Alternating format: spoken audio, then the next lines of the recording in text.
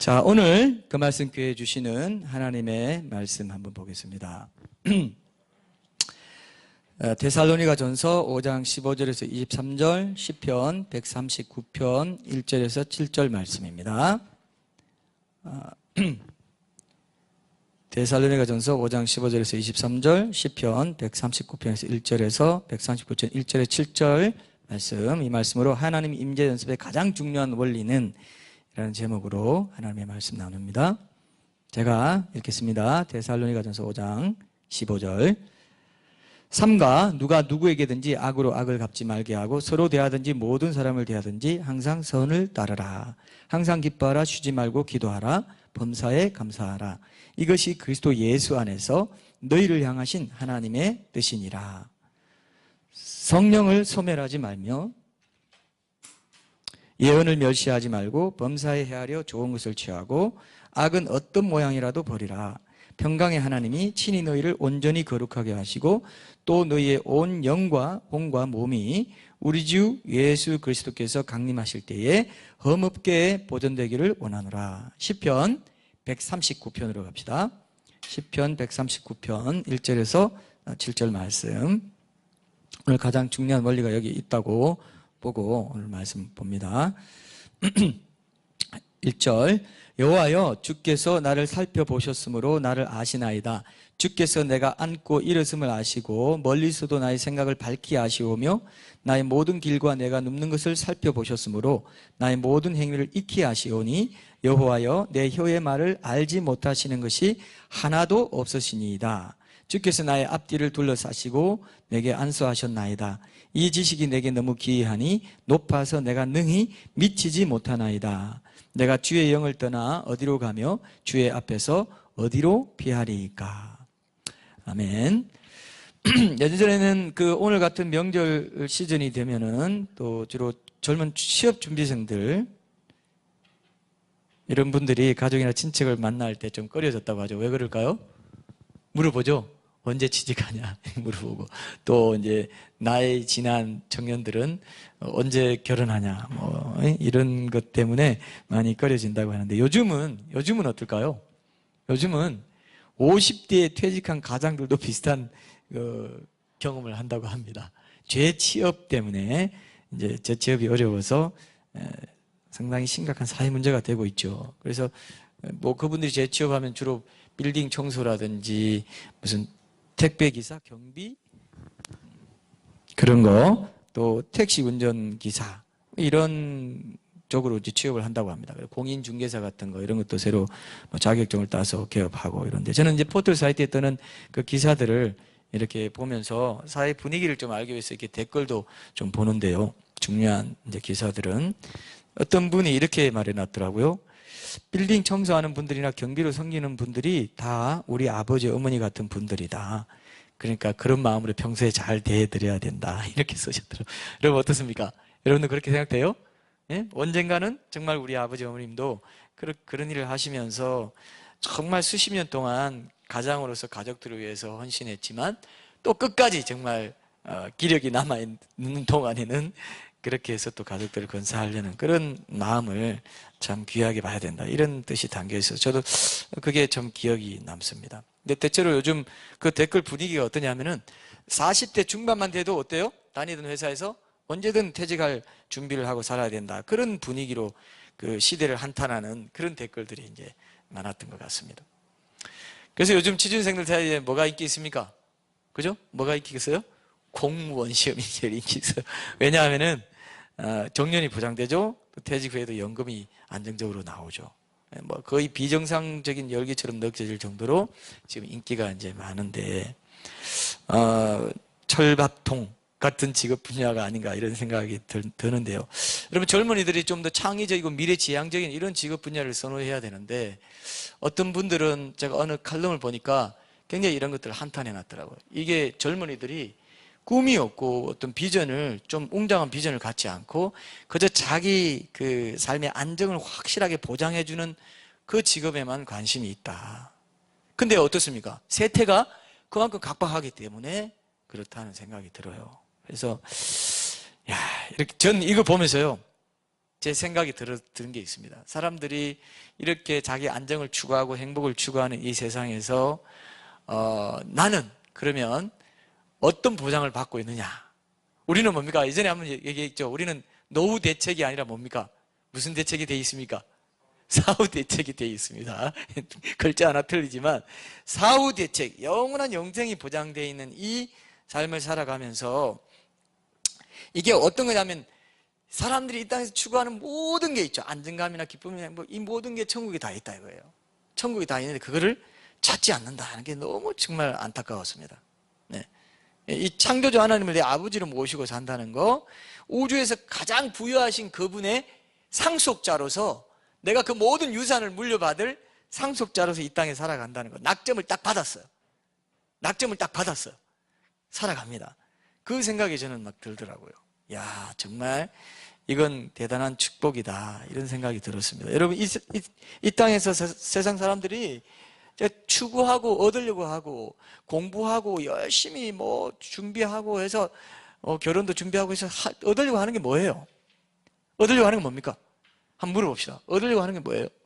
이 세상 사람들이 열심히 준비해서 오늘도 내일도 도시락 옛날에는 뭐 3개씩 사다녔는데 지금은 뭐 그렇지 않겠죠? 예? 열심히 준비하고 얻으려고 하는 게 뭡니까? 왜요?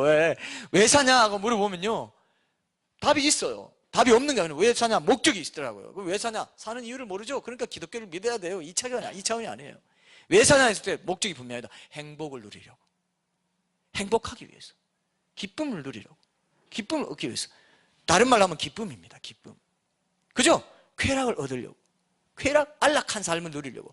평안하고 기쁘고 행복한, 그래서 가족 간에도 평안하고 관계 속에서 평안하고 기쁨을 누리면서 잘 살고 싶어서 왜 산다 이거예요.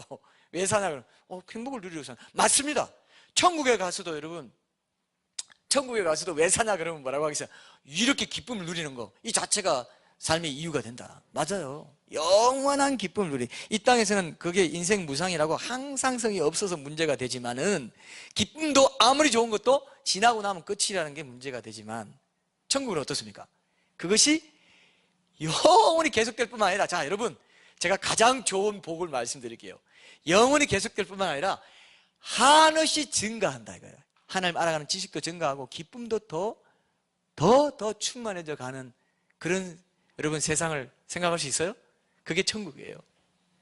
이게 엄청난 거예요. 여러분, 오늘 저는 그게 원리인데요. 중요한 원리가 되는데, 오늘 그 원리와 관련해서 여러분 한 가지 또 제가 말씀드릴 게 바로 이겁니다.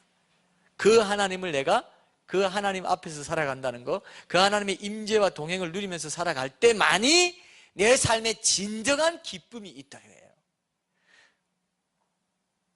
자 여러분, 신자들이 뭐냐 했을 때 저는 이제 느끼는 게, 이유를 알 수 없는 기쁨이 내 안에 막 흘러나와요. 여러분 이거 아시죠? 이유가 없어요. 상황은 기쁨을 주는 상황이 아닙니다. 근데 이유를 알 수 없는 기쁨이 내 속에서 막 올라와요. 여러분, 진짜 신자는 이겁니다. 진짜 신앙은 뭐냐? 세상이 절대 알 수 없는, 세상은 상황이 그럴 만하니까 기뻐할 만하네, 그렇게 해서 기뻐해요. 근데 신앙인은 뭐냐? 하나님을 내 중심에 모시고 산다는 그 이유 하나 때문에 상황이 어떻든지 간에 이유를 알 수 없는 기쁨이 계속 내 안에서 올라온다 이거예요. 진짜 희한해요. 그게 믿음의 비밀입니다. 그 믿음의 비밀을 가진 자가 천국 가요. 하나님의 임재가 충만한 곳이 천국이거든요. 천국은 뭐냐? 하나님이 계신 곳이에요. 근데 이 땅에서도 하나님이 계신 곳으로 내가 살아간다면 이 땅도 천국이 되는 거예요. 자 여러분, 하나 물어볼게요. 천국 가면 진짜 기쁨을 우리가 누리게 된다. 그러니까 이 땅에 있는 거는 마치 모델하우스에 들어가는 것처럼 진짜 집은 아니야. 그냥 가라야 가라. 일본말로 가라야, 이렇게 생각돼요? 아니면 이 땅에서도 내가 얼마나 주님과 동행하느냐에 따라 진짜 기쁨을 맛볼 수 있을까요? 천국에서 기뻐하는 것 같은 기쁨을 맛볼 수 있을까요? 없을까요? 전 있다고 봅니다. 그러니까 질은 똑같아요. 그 양이나 이런 게 좀 차이가 있겠죠. 질도 뭐 조금 차이겠지만 그 질은 똑같다. 양은 완전하지 않습니다. 질은 똑같아요. 그러니까 천국 가서 기쁨을 내가 누릴 때 그걸 알게 돼요. 이게 내가 하나님의 임재의 능력을 맛볼 때 그때 내가 느꼈던 그 기쁨의 질이 이거였구나. 같은 동질이네. 동질인애를 느끼게 돼요. 어떻습니까, 여러분? 그게 거기서도 더 동일하게 통해요. 그래서 제 개인적으로는 하나님의 임재가 가장 적나라하게 나타나는 게 뭐냐 하면은 눈물입니다. 하나님이 임재할 때 인간에게 나타나는 가장 보편적인 증상이 뭐냐? 현상이 뭐냐? 눈물이에요. 그래서 여러분, 기도할 때 우리가 기도 현장에서 응답받아야 돼요. 기도 현장에서 응답받는 건 뭐냐면 하나님의 임재입니다. 기도를 계속 하는데 임재가 아직 안 느껴져요. 임재가 아직 충만하지 않아요. 그럼 계속 기도합니다. 저 계속 더 기도해서 눈물이 터진다든지 감격이 막 기쁨이 올라온다든지 뭔가 하나님이 나를 우정으로 확 잡아주신다는 걸 내가 느낀다든지 이거 있을 때까지 기도해야 돼요. 사실은 그거 안 하고 그냥 하나님 이거 응답해 주시다 나 일상 속에서 응답을 기대합니다. 그것도 물론 뭐 응답이지만은 저는 기도 현장에서 응답받고 일상에도 응답받아야 된다고 생각합니다. 이해되시죠? 그죠? 기도 현장에서 응답은 뭐냐? 하나님의 임재입니다. 그게 눈물일 수도 있고요. 가장 흔한 건, 제 경우는 가장 흔한 건 눈물이에요. 제 경우는 그렇습니다. 그래서 그 눈물을 주를 생각하면서 흘린 눈물을 주의 병에 담는다고 하잖아요. 눈물은 주님을 생각하며 흘리는 눈물은요 엄청난 상급이 된다고 저는 생각해요. 아주 보석이 될 겁니다. 자, 그 임재의 영광을 맛본 사람이 흘리는 눈물 하나님이 굉장히 귀하게 보세요. 그러면 다른 형태로 여러분 다 다를 겁니다. 임재를 느낄 때까지 기도해야 돼요. 그게 응답이지. 하나님 내가 이렇게 리스트 쫙 하고 다 알아들었죠? 그럼 오늘 일상 살 때 응답해 주세요. 그거는 임재와 함께 드려지는 기도가 아닌 것은요, 지성소는 뭡니까? 하나님이 계신 곳이에요. 하나님이 계신 곳에서 내가 음성을 듣고 주님께 내가 내 소원을 아뢰고 그분과 대화가 이루어지는 그것이 기도의 삶인데, 친밀한 교제의 관계인데, 그 지성소에서는 하나님의 임재를 누려야 되는데 자기만 기도했어요. 하나님의 임재는 못 느끼고 자기만 일방적으로 기도하고 나오는 건 지성소 아니에요. 그건 지성소 경험한 게 아니에요. 그래서 지성소 기도라는 말도 있죠. 어떤 책에 그 책 제목이 그런 제목이 있어요. 지성소 기도. 지성소를 경험하고 나와야만이 기도입니다. 임재를 느낀 하나님의 기쁨을 맛보고 나오는 기도예요. 성전떨, 성소기도, 성전떨기도, 성소기도, 지성소 기도가 있다. 난 그렇게 생각합니다. 천국도 뭐 이렇게 삼청천으로 되어 있다 이렇게 말하는 분들이 굉장히 많은데 이제 가서 확인해 봐야 되겠지만, 여러분 천국 가면요, 여러분 주의 성산에 거할 자 누구냐? 그 영어에 보면 리자이드라고 되어 있어요. 거주할 자. 거기 다 열이 있고요, 다 열 있고 그 크기가 다르고 다 달라요. 여러분 예배 드릴 때 어디 앞에 중간에 뒤에 다 자리가 다 달라요. 난 천국은요 철저히 그런 상급으로 그런 게 있는 곳이라고 되어 있는데, 많은 신학자들, 요즘 신학자들은 상급 자체가 구원이다 하고 상급 절대로 없고 그럼 천국도 아니야. 그런데 아닙니다. 천국은 각자의 자리에 있지만 각자가 온전히 기쁨을 누리고 행복을 누리는 곳이기 때문에 그건 뭐 차별을 느끼는 곳은 천국이 아니죠. 그러나 각자가 느껴요. 그러나 하나님께 더 많은 상급을 받은 사람이 누리는 그 임재를, 이 땅에서 임재와 동행을 누리고 살았던 사람이 누리는 그 상은요 절대로 그 사람밖에 몰라요. 그 기쁨의 용량이 다릅니다. 그 영광의 용량이 달라요. 자기밖에 몰라요. 근데 그것이 어디서 결정하느냐? 그 위치가, 그 자리가 어디서 결정하느냐? 이 땅에서 어떻게 주님의 임재를 누리고 동행하며 살았느냐? 거기서 주님의 힘과 능력과 지혜로, 내 힘과 능력과 지식과 내 똑똑함으로 한 게 아니라 그 주님의 도우심으로 하나님 나라 확장해가는 섬김을 세상에 베풀고 살았느냐? 거기에 따라 영원히 결정돼 버려요. 이거는 지나친 호의입니다. 7, 80년 동안 그렇게 했는데 그렇게 한 섬김이 무한하신 하나님을 향한 섬김이기 때문에 무한한 영생의 세월 동안 똑같이 고정되어 버린다. 그 상이 고정되어 버려요. 지옥도 마찬가지죠. 7, 80년 동안 죄 지었는데 그 죄가 하나님을 향해서, 무한히 거룩하신 하나님을 향해서 지어진 죄이기 때문에 영원히 형벌을 받는 거예요. 천국이 그렇게 영원한 것처럼 지옥도 영원하다 이거예요. 이거는요 우리가 논리적으로 따질 수 있는 문제가 아닙니다. 많은 신학자들이 이걸 논리적으로 억지로 풀려고 하다가 지옥 멸절설이라든지 만인 구원설로 그냥 빠져버린 겁니다. 여러분 이 땅에 하루하루 주어지는 시간을 우리가 하나님의 임재 속에 살아간다는 것은 무한히 영원한 가치가 있어요. 영원한 가치가, 왜? 영원히 상을 주기 때문에 그 하루를 영원으로 계산해버려요. 그 곱하기 10만, 1000만, 억, 조를 곱해도 모자라요. 오늘 하루 내가 하나님의 임재를 누리고 주님과 동행하며 살기를 위해서 불기둥 구름기둥으로 인도함 받으면서 살아간다는 것은 그만한 가치가 있는 거예요. 여러분 실감 납니까? 실감 납니까? 실감 아직 안 나요? 실감 나요? 이거를 실감해야 됩니다. 하루하루가 얼마나 천금 같은 하루예요. 천금 같은 하루. 천금. 왜? 그것이 보석이 되고 영원히 그건 쇠하지 않는, 이 땅에 그 녹이 슬고 하는 그런 보물이 아닙니다. 영원히 보물. 우리가 뭐 누구를 돕고 누구 한 이런 돈은요, 천국 창조에 직송되는 거예요. 절대 사람에게 가는 게 아니에요. 그거는 하나님께 대한 믿음으로 그를 도왔기 때문에 천국 창조 직송, 천국 가면 보석으로 변해 있는 걸 보게 될 겁니다. 그런 정도로 내가 임재 동행 속에서 살아가면서 내 의가 아니고 자기의 바리새적인 의가 아니라 주님이 주시는 기쁨을 가지고 그 모든 섬김을 감당할 때 그게 상이 되는 거지, 내가 내 자랑을 위해서, 내 의를 위해서, 내가 뭐 어떤 거를 위해서 했다는 것은 그건 썩어버립니다. 그건 아니에요. 그래서 임재와 동행을 누리면서 그 모든 걸 할 때 하나님이 인정해 주시는 상이 돼요. 그건 철저히 왜? 내가 죽고 그리스도로 산다는 게 그런 겁니다.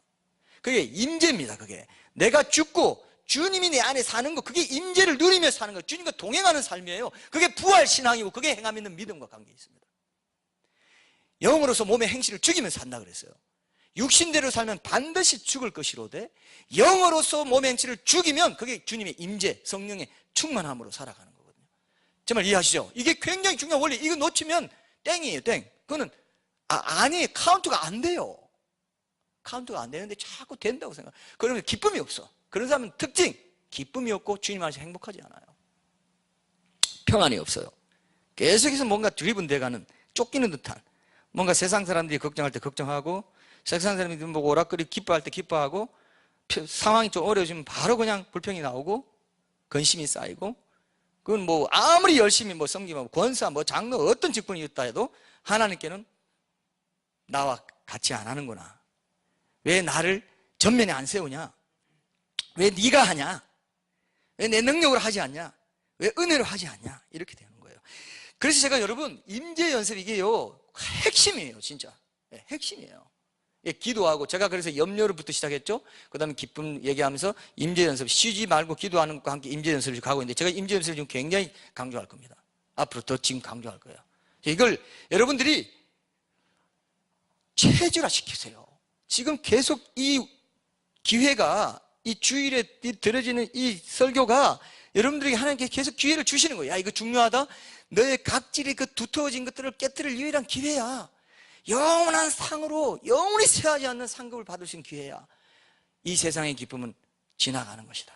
그러나 내가 주는 기쁨, 기쁨의 원천인 내가 주는 기쁨은 절대로 쇠하지 않아.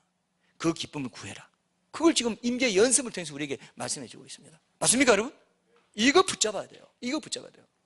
C.S. 루이스가요, 여러분 이런 말 했어요. C.S. 루이스가 기가 막힌 말을 하나 했는데, 어떤 말을 했냐면은, 자연을 하나님의 더 큰 아름다움을 가리키는 이정표로 보는 법을 배워야 된다 그랬어요. 자연이 있습니다. 그럼 자연은 너무 아름답죠. 그게 자연이 뭐 경치도 포함되지만, 너무 이쁜 우리 딸, 아들, 그리고 너 뭐 내 뭐 이쁘게 보이려고 하고, 뭐 화장하고 그 옷차림이라든지 패션이라든지 집에 좋은 거 놔두고 싶어하고, 집도 이쁘게 멋지게 짓고 싶고, 눈에 이 안목의 정욕 있잖아요. 육신의 정욕, 안목의 정욕, 이생의 자랑, 이걸 체계를 채우려는 이 자연에 있는 모든 좋은 것들, 거기에 대해서 그것을 통해서 하나님의 더 큰 아름다움을 가리키는 이정표로만 보고, 그 이면에 있는 하나님의 본체의 아름다우심을 보는 눈이 없으면 갈증밖에 없다 이거예요. 늘 부족해요. 그게 날 채워주지 않아요. 눈에 보이는 어떤 좋은 거, 아름다운 거, 멋진 거는요 절대 내 영혼을 만족시키지 못해요. 그건 누구나한테 가서 다 물어봐요. 그때뿐이에요. 지나고 나면 공허해요. 지나고 나면 여전히 갈급합니다. 그래서 C.S. 루이스가 이렇게 말한 거예요. 자연을, 그러니까 자연에서 눈에 보이는 것을 추구하는 것을 온전한 기쁨과 만족을 얻지 못하는데, 왜냐하면 아름다운 피조물 자체 안에 있지 않다는 거예요. 그것을 통해서 보일 뿐입니다. 자, 자연에 있는 모든 것들, 우리가 좋게 생각하고 이쁘게 보는 모든 아름다운 것들은 그것을 통해 보일 뿐인데, 뭘 보이냐면 하나님의 아름다움을 보여주는 그냥 반사경 같은 것 뿐이라는 거예요. 그 반사경이 본체가 아닌데 그게 본체인 줄 알고 그것을 쫓아가면은, 그걸 통해서 내 영혼의 만족을 누리려고 하면 반드시 손꼽한다 이겁니다. 반드시 갈급함, 갈증, 후회, 이런 것만 낳는다 이거예요. 그것을 통해서 하나님 본체의 아름다움을 취하고 거기서 기쁨을 누리는 법을 배운 사람만이 이 눈에 보이고 없어져 가는 것들에 매이지 않고 상황에 매이지 않고 변함없는 기쁨을 맛보게 된다 이거예요. 그게 하나님의 임재의 능력입니다. 그 임재의 은혜예요. 여러분 이해되시죠? 거기서 세상 사람과 신자가 딱 갈려버린다. 우리는 이 세상에 있는 모든 좋은 것들을 그 자체로 즐기려고 하면 그건 안 돼요. 물론 천국에서 그 모든 게 의미 있죠. 그건 모형입니다. 참 기쁨의 모형으로 우리가 그런 것들을 누리게 되죠. 천국에서도 그런 것들이 있고요. 그러나 그것은 하나님께로부터 흘러나오는 것이고 하나님이 내 존재의 전부가 되시기 때문에 내 기쁨의 원천이 되시기 때문에 이 모든 것들도 내게 의미 있다고 받아들이는 사람에게 의미가 있는 것이지 하나님 제거해버리고 그것이 전부인 것처럼 추구하면 반드시 속아요. 마귀한테 딱 속아버려요. 이 세상의 명예나 지식이나 모든 거 다 마찬가지입니다. 그 지식의 원천, 그 명예의 원천이 되시는, 영광의 원천이 되시는 하나님으로 인해서 그 모든 것들을 취할 수 있는 법도를 배우지 못한다면 결국 그 사람은 속고 말아요. 그런 사람이 참 많아요. 사역자 중에도 많고 신자들 중에도 많습니다. 사탄은 그걸 잘 알고 있어요. 사탄은 거기서 자기가 실패한 걸 알기 때문에 자기가 실패한 것을 똑같이 실패하게 만들려고 모든 피조물들을 그렇게 하나님 배반하게 만들어요. 하나님의 영광을 못 보게 만들고 하나님의 기쁨의 원천이신 하나님의 인별을 구하는 가장 중요한 피조물의 자리를 계속해서 벗어나서 자기가 하나님 되게 만들어요. 네가 하나님같이 되어서 선악을 할 줄 아는 하나님과 같이 되는 것을 딱 마음에 넣어놨기 때문에요. 인간도요 하나님과 같이 되려고 하는 거예요. 자기가 막 그걸 누리고 하나님과 대등한 자리에서 자기가 누리는 걸로 그렇게 과학자들 얼마나 교만합니까? 뭔가 창조해낼 것처럼 하지만 전혀 창조해낼 수 없죠. 이미 있는 거를 잘 파악하고 해석하고 조립하고 뭔가 만드는 것이죠. 그게 문명이죠. 자, 그래서 여러분 꼭 기억하십시오. 자연 자체는 내게 절대로 만족을 절대 만족을 못 줍니다. 거기에 속는 사람이 너무 많아요. 지금 이 자연 세계에 있는 모든 좋은 것들 먹고 뭐 잘 먹고 잘 살고 좋은 차 타고 뭐 다 포함해서 그런 건 절대로 영혼을 만족시켜 줄 수 없어요. 기쁨의 원천이신 하나님으로 인해서만 내가 만족할 수 있다는 이 대전제를 가지고 이 원리를 우리가 오늘 가장 중요한 오늘 한 가지만 하나 붙잡을 텐데 꼭 기억하시고 오늘 본문 말씀과 관련해서 한번 붙잡아 보겠습니다. 최근에 뭐 성추행이라든지 뭐 이런 일을 많잖아요, 그죠? 이게 뭐냐 하면요, 저는 이런 거 보면서 또 묵상을 해봤어요.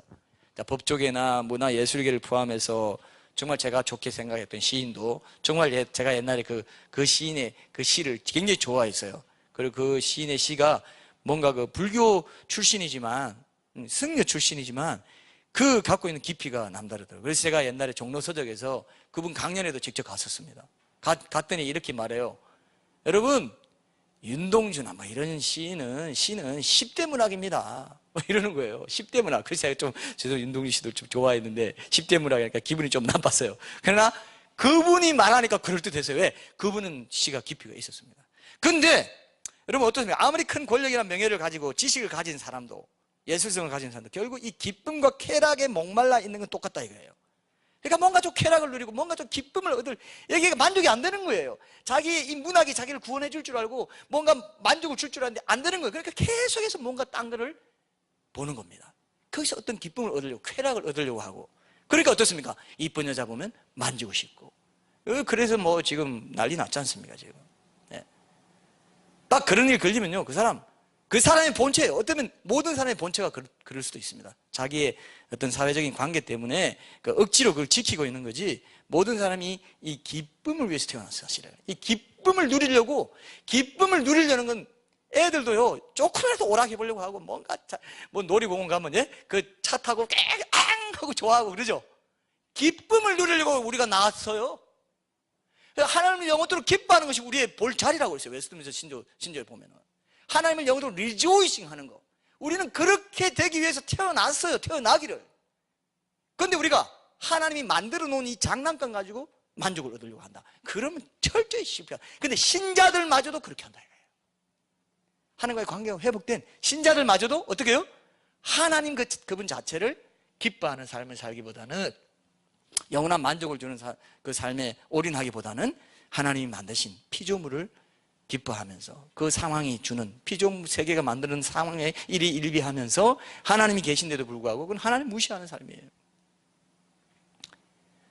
우리가 만드는 것 자체가 기쁨을 누리고 행복을 누리고 너무 좋아요 행복해요 이걸 위해서 만들었다는 좋아요 나빠요?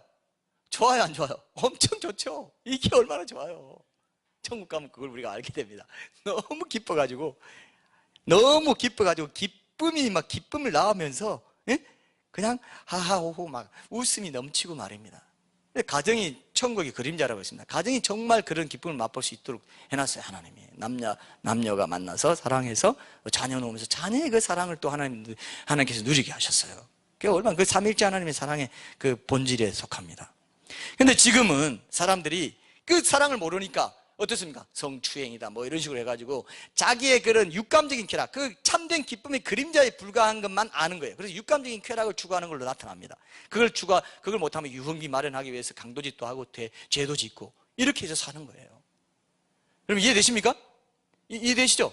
이 부분을 여러분들이 잘 붙잡으시길 바랍니다. 근데 육감적인 쾌락을 쫓아 사니까 그 디모데후서 3장 4절에 보면 뭐라고 했어요? 마지막 때에 사람들이 어떻게 한다고 그랬어요? 쾌락을 사랑하기를 하나님 사랑하는 것보다 더한 시대가 온다.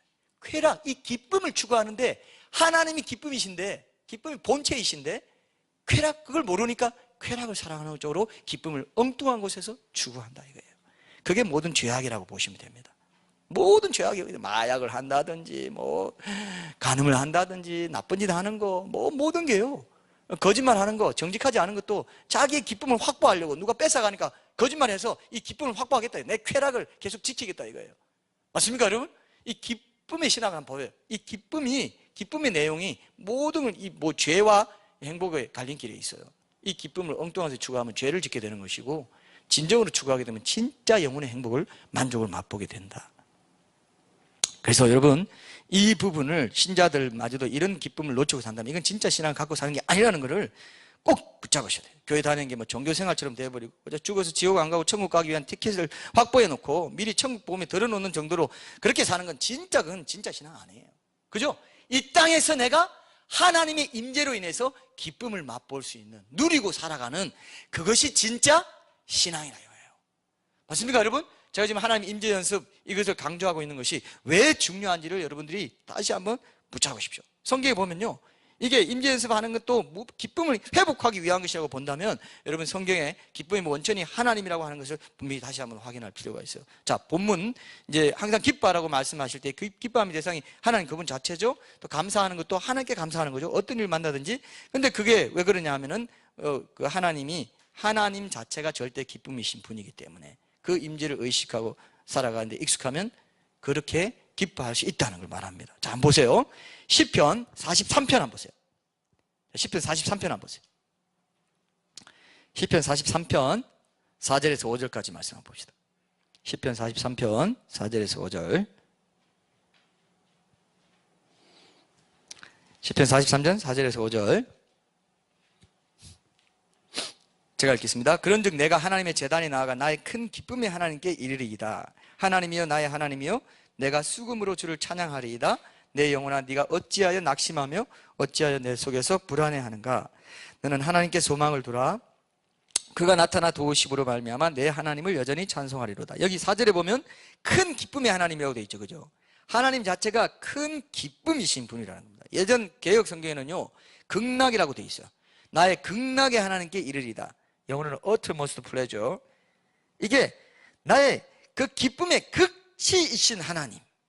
거의 극락은 불교에서 쓰는 말이지만 성경에 있는 거 보고 제가 이 말씀 처음에 발견하고 굉장히 신기했어요. 아니 성경에 어떻게 극락이란 말이 나오나. 개역성경 여러분 믿지 못하고 개역성경 한번 찾아봐요. 극락의 하나님께 나아간다고 되어 있어요. 한번 찾아봐요. 극락이에요. 극락. 하나님 어떤 분이냐. 큰 기쁨의 하나님이라고 조금 약하게 표현됐다고 생각합니다. 이 큰 기쁨 이거 아니에요. 이거보다 더 큰 거예요. 극락, 기쁨의 극치이신 하나님께 나아간다 되어 있죠. 극락의 하나님 되어 있죠. 어떻게 불교연가 거기 있어요? 성경에 있어요. 극락의 하나님 자체가 기쁨의 본체이시고 원전이 되신다는 것. 그분을 내가 소망을 두고 그분께 나아가는 것으로 그 임재와 동행에 익숙해지면 낙심하거나 불안해하지 않고 그분의 도우심의 손길로 기뻐하며 그분을 찬송할 수 있다는 고백이 시편 이 43편입니다. 자, 그리고 한번 봅시다. 우리가 또 구원을 받음으로 인해서 기쁨의 원천이 된다. 기뻐할 이유가 분명히 있다라고 말하는 게 시편 16편에 있어요. 시편 16편도 한번 보겠습니다. 시편 16편 11절 한번 보겠습니다. 시편 16편 11절. 시편 16편 11절 제가 읽어볼게요. 주께서 생명의 길을 내게 보이시리니 주의 앞에는 충만한 기쁨이 있고 주의 오른쪽에는 영원한 즐거움이 있나이다. 충만한 기쁨이 있습니다, 주의 앞에. 그리고 오른쪽은 하나님의 권능을 상징하는데 그 권능으로 영원한 즐거움이 베풀어지고 유지되는 곳이 하나님이 계신 천국이라 이 말입니다. 근데 이것이 이렇게 말한 다윗이 이 구절 앞에 뭐라고 말하는지를 보면은 하나님의 임재 연습이 얼마나 중요한지, 그 기쁨을 누리는데 임재 연습이 얼마나 중요한지 알 수 있습니다. 16편 8절 9절 제가 읽어볼게요. 16편 8절 9절 제가 읽겠습니다. 내가 여호와를 항상 내 앞에 모심이요 그가 내 우편에 계심으로 내가 요동치 아니하리로다. 이러므로 내 마음이 기쁘고 내 영광도 즐거워하며 내 육체도 안전히 거하리니. 내가 여호와를 항상 내 앞에 모심이요 내 우편에 계심으로 내가 요동치 아니한다. 주의 우편에는 기쁨이 있다, 영원한 즐거움이 있다 그랬습니다. 기뻐 시시때때로 만나는 염려거리나 불안케 하는 문제들로 인해서 요동하지 않고, 그죠? 요동하지 않고 하나님 주신 기쁨 가운데 잘 살아갈 수 있는 원인이 뭐냐면 내가 항상 여호와를 내 앞에 모신다 이거예요. 범사에 그를 인정하고 주님의 임재를 구한다 이거예요. 동행한다. 구름기둥 불기둥은 보이는 것으로 나타냈습니다. 구름기둥 불기둥이 지금도 있어요. 항상 어디를 가든지 움직일 때 따라간다 했을 때 늘 동행하는 삶을 말하는 거죠. 시편 105편도 봅시다. 시편 105편 3절. 성경에 근거가 있어야 되겠죠. 정말 하나님 임재 연습을 하면 우리에게 기쁨이 있냐, 기쁨의 원천을 우리가 체험할 수 있느냐, 오늘 그거 우리 원리를 알기 원하는 거니까 시편 105편 3절 4절 보겠습니다.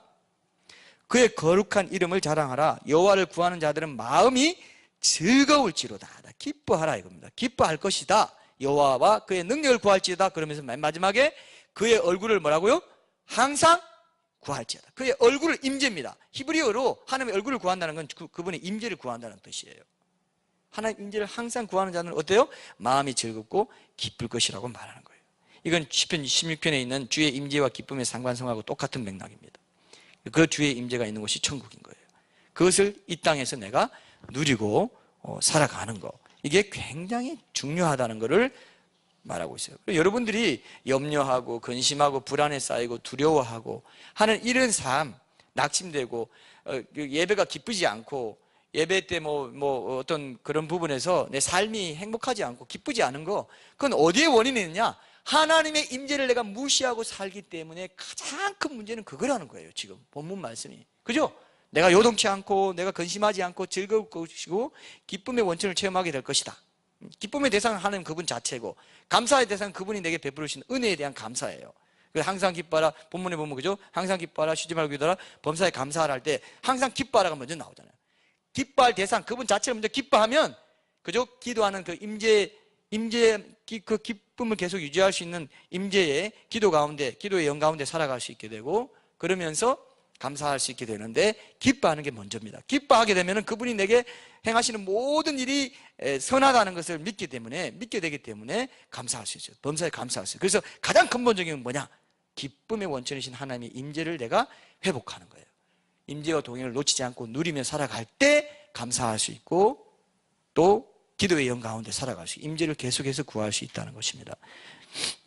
여러분들이 이거를 꼭 기억하시고, 이것이 이런 기쁨에 이제 익숙해지는 것이 구체적인 임재 연습이 된다는 것을, 이제 구체적인 임재 연습을 제가 보여드릴 텐데, 그 전에 오늘은 이제 그 한 가지 원리, 아까 말씀드린 대로 하나님의 임재 연습, 하나님 앞에서 살아가는 거, 이거는 이제 그 라틴어로 코람데오라고 하는데요. 코람데오라고 하는 거 알죠? 코람데오 무슨 뜻입니까? 코람데오가 무슨 뜻이에요? 많이 들어봤죠? 예? 주 앞에서, 하나님 앞에서, 면전에서, 그의 얼굴 앞에서, 그의 면전에서 살아간다는 뜻을 가진 말이에요. 코람이라는 게 이게 앞에서라는 뜻이고, 데오는 데우스가 신인데, 이게 이제 부사처럼 사용하기 위해서 데우스를 부사처럼 사용해서 데오라고 만들면서 이렇게 붙인 겁니다. 코람, 데오. 하나님 면전에서, 하나님 앞에서입니다. before God이죠. 근데 이게 성경에 있어요. 성경이 없으면 우리가 이걸 말할 수 없는데, 자, 성경에 여러분 구약에 보면 법궤를 들여올 때 다윗이 하나님 앞에서 춤췄다는 말씀이라든지 이런 게 이제 익숙한데, 제가 한 가지 여러분들에게 좀 들어드리고 싶은 말씀이 창세기 6장 11절입니다. 창세기 6장 11절 한번 보세요. 거기 보면은 창세기 6장 11절에 보면은 그때에 6장 11절 제가 읽어볼게요. 그때에 온 땅이 하나님 앞에 부패하여 포악함이 땅에 가득한지라. 그렇죠. 하나님 앞에서 온 땅이 부패하였다. 말하자면 어떻습니까? 세상 사람들이 코람데오를 의식하지 않고 살아간 결과로 부패했다 이거예요. 부패해가지고 포악함이 땅에 가득하게 되었다.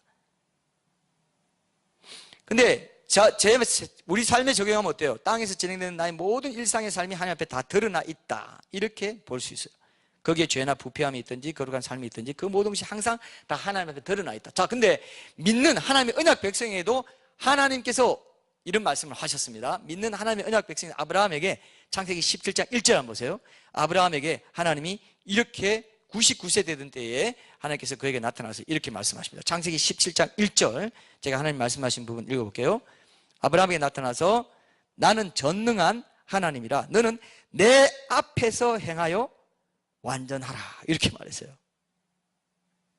너는 내 앞에서 행하여 완전하라. 내 임재 가운데 살아가면 너는 완전할 수 있다는 약속이 포함된 겁니다. 이해되시죠? 너는 내 앞에서 완전하라 했다. 행하여 완전하라. 이게요, 하나님의 온전하심과 같이 너희도 온전하라는 그 말씀을 공명해 주는 거예요. 이미 다 구약에 다 있어요. 구약의 모든 신약의 원리들이 구약에 다 있습니다. 뭐 보이는 이 화면으로, 영화로 다 나옵니다. 그리고 신약은 자막이라고 하죠. 구약은 영상이고 신약은 자막이다. 그 영상을 설명해 주는 자막이라고 하는 이유가 그겁니다. 나는 전능한 하나님이라 너는 내 앞에서 행하여 완전하라, 이렇게 말씀하십니다.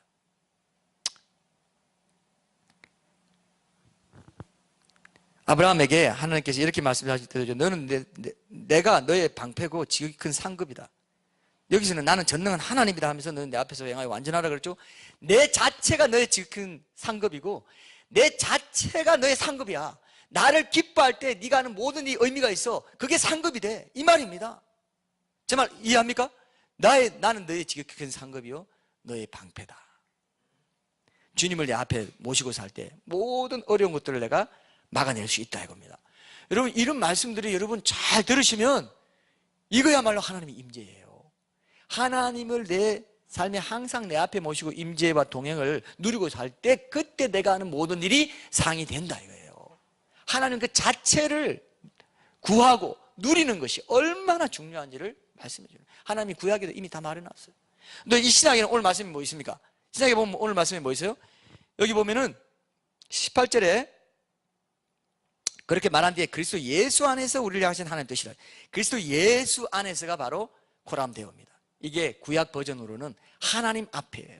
그리스도 예수 안에서. 우리 이사야서 7장 14절이나 마태복음 1장 23절에 보면 임마누엘이라고 했죠. 예수님이 하나님 우리와 함께 계시다.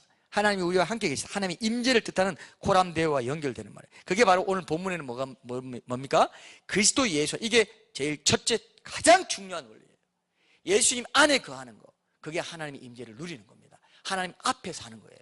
너는 내 앞에서 행하여 완전하라 하고 하신 그 말씀, 내가 너의 지극히 상급이고 너의 방패라고 하는 그 말을 실제로 내 삶에서 이루어내는 원리는 어디서 나오냐?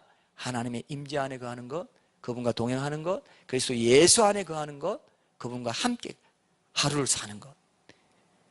그때 내 안에 기쁨이 회복되고 진정한 만족을 누리게 된다. 진정한 상이 된다. 내가 한 모든 일들이 하루에 있는 모든 내가 일상에서 돈벌이하기 위해서 생계를 위해서 일했지만 그것조차도 상이 된다 이거예요. 너는 이웃 사랑으로 진정으로 죽게 하듯 하고 내 이름으로 그 일을 하고 주의 이름으로 너 했구나. 그게 되려면 하나님이 임재, 하나님과 내가 딱 연합되어 있어야 된다 이거예요. 연합이 놓쳐지면 어떻습니까? 내 일을 내가 하는 거예요. 그냥 세상 사람과 똑같이 생계를 위해서 밥 벌어먹기 위해서 일하는 거예요. 거기다 나중에 그냥 결론만 그렇게 붙이는 것이 아니라 내가 그 일을 하면서 기쁨을 누리고 행복을 누리고 만족을 누리려면 주님과 함께 그 일을 해야 된다 이거예요.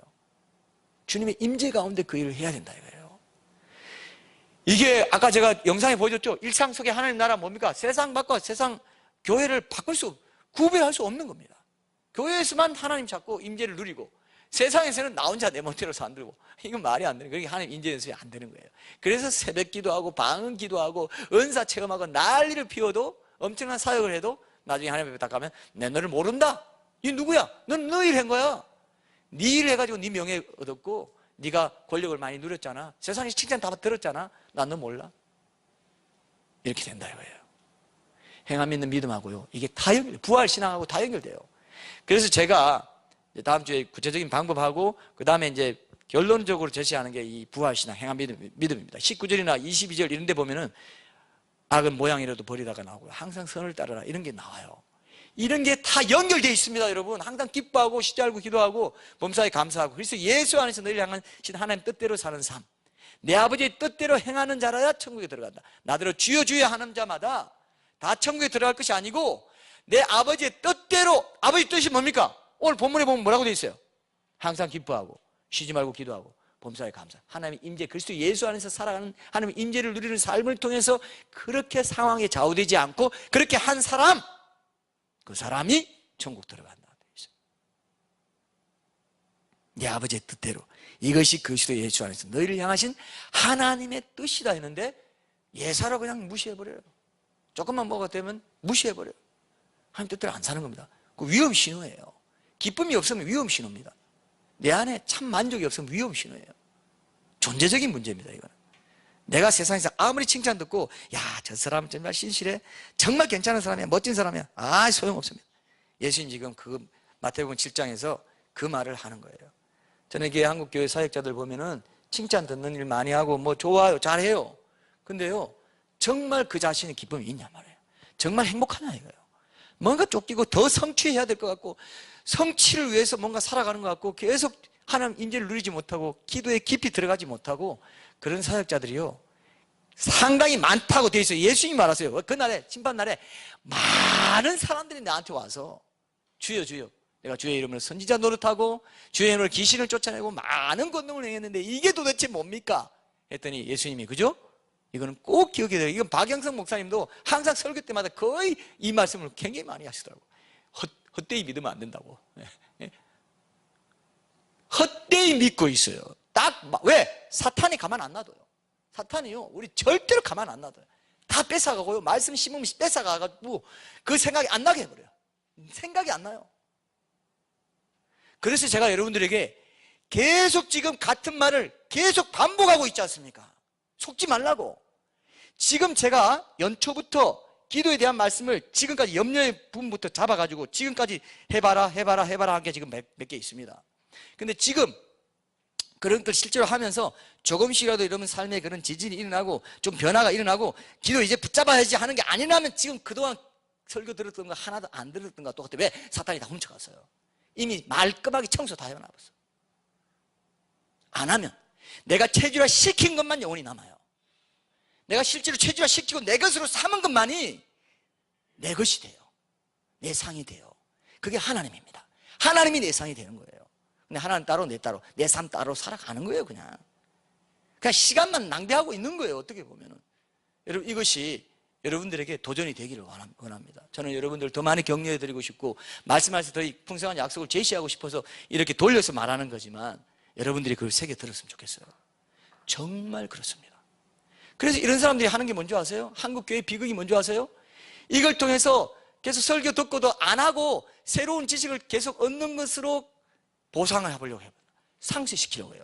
계속 듣는 것으로 상쇄시키고 자기가 실천 안 하는 걸 상쇄시켜가지고 하나님과 나 사이에 실제로 된 건 없는데도 된 것처럼 딱 환상에 딱 적게 만들어가지고 한국교회가 이렇게 오늘 비극적으로 돼버려요. 눈은 얼마나 높아졌는지 몰라. 근데 안 해요. 왜? 사탄이 못하게 합니다. 여러분들이 제가 하라 하잖아요. 그죠? 하나라도 해봐라. 실제로 여러분 삶이 그렇게 바뀌어 가야 되는 거죠. 지금 하나님이 기회를 주시는 거예요. 교회 공동체를 통해서, 오늘 이거 결론입니다. 교회 공동체를 통해서 설교한다는 것은요, 하나님이 기회를 주시는, 계속, 이거는 보통 말씀이 아닌 거예요.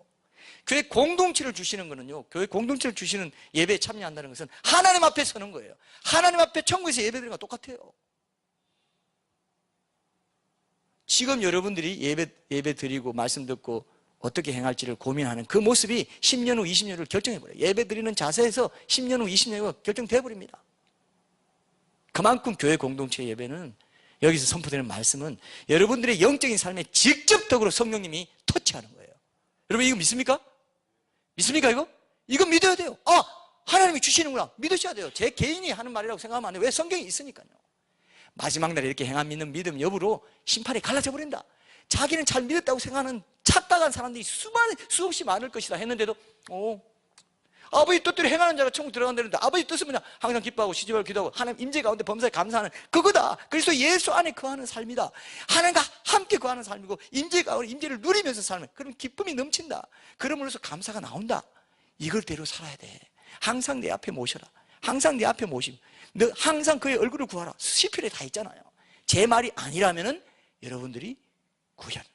다음 주부터는 구체적인 방법들을 나눌 텐데 그때 여러분들이 붙잡으세요. 하나님, 내가 실수하지 않겠습니다. 이거 기회로 알고 내 삶을 실제로 바꾸는 걸로 임재 연습을 내가 해보겠습니다. 그리고 이번 주에는 여러분들이 코람데오를 넓히어 코람데오 하나님 앞에 나는 사는 것이다. 하나님이 내 모든 은행을 다 듣고 계시고 보고 계시고 시편 139편 오늘 본문 말씀 1절에서 7절 다시 한번 묵상해봐요. 모든 걸 듣고 계시고 보고 계신데 나는 하나님이 없는 것처럼 산다 이거예요. 그러면 반드시 실패하게 돼 있어요. 하나님의 임재 연습은 하나님이 내 모든 걸 아시고 나를 지켜보고 계시고 나와 함께하고 계시고 하나님이 존재 자체로 그렇게 안 할 수가 없는 분이 항상 모든 걸 보고 계세요. 그 코람데오를 기억하시고 연습을 해보시면 다음 주에 구체적인 방법 나눌 때 굉장히 유익할 것입니다. 우리 찬양하고 결단합시다.